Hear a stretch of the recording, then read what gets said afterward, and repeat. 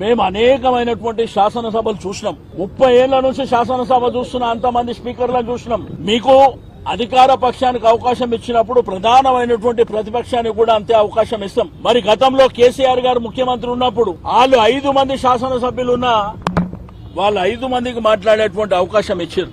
గంటల తరబడి అనేకమైనటువంటి అంశాల విషయంలో మాట్లాడారు. కానీ ఇది ప్రజాస్వామ్యంలో పద్ధతి కాదు. వాళ్ళు ఇది గాంధీ భవన్ లాగానే దాన్ని వాడుకుంటారు. గాంధీ భవన్ లో నా ఇష్టం ఉన్నట్టు నేను మాట్లాడుకుంటా, ఎవడు పడితే వాడు మాట్లాడవచ్చు అని అట్లా ఆ పద్ధతిలో వాడుకుంటున్నారు.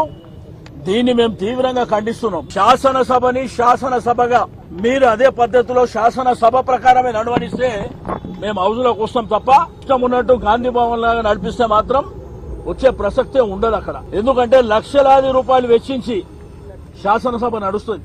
రైతాంగం గాని, ప్రజలు గాని, యువకులు గాని, మహిళలు గాని, హైదరాబాద్ జంట నగరాల ప్రజలు గాని శాసనసభలో మా అంశాల విషయంలో ప్రధాన ప్రతిపక్షం గాని శాసనసభ్యులు ఏం మాట్లాడుతున్నారు అని ప్రజలందరూ వెయిట్ చేస్తారు. అధికార పక్షం ఆన్సర్ కూడా ఏ విధంగా ఉంటుందని వెయిట్ చేస్తారు. అవన్నీ కాకుండా బుల్డోజ్ చేసి మా ఇష్టం ఉన్నట్టు మేము చేసుకుంటాం. మాకు మా ప్రభుత్వం ఉన్నది కాబట్టి చాలా మందిని చూసినాం. ప్రభుత్వాలు అనేది శాశ్వతం కాదు. చరిత్రలో అనేకమైనటువంటి ప్రభుత్వాలు వచ్చినాయి.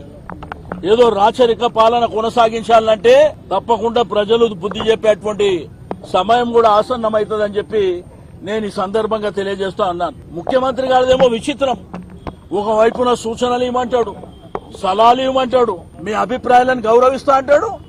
మళ్ళా వెంటనే తిట్టేటువంటి బూతు మాటలు ప్రయోగించే ప్రయత్నం చేస్తాడు. కంపు ఉన్నదంటే నీకే కంపు ఉన్నది కదా, నువ్వు మాట్లాడిన దాంట్లోనే కంపు ఉన్నది కదా. మాట్లాడిన ఏ శాసనసభ్యులు కూడా ఇన్క్లూడింగ్ మా ఉపనాయకుడు హరీష్ రావు గారు కూడా మాట్లాడినప్పుడు ప్రభుత్వాన్ని విమర్శ చేయలే.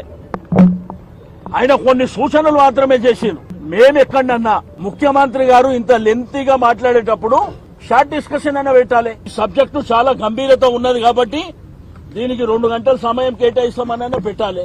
మైక్ ఉన్నదని చెప్పి మీ ఇష్టం ఉన్నట్టు మాట్లాడి మీరు వెళ్ళిపోతే అంటే మా గొంతుకు అవసరం లేదా? కాబట్టి మేము మరి ఇక్కడికి వచ్చి అమరవీరుల స్తూపం దగ్గర మా నిరసన తెలియజేయడానికి ఇక్కడికి రావడం జరిగింది. షేర్ చేయండి, లైక్ చేయండి, సబ్స్క్రైబ్ చేయండి.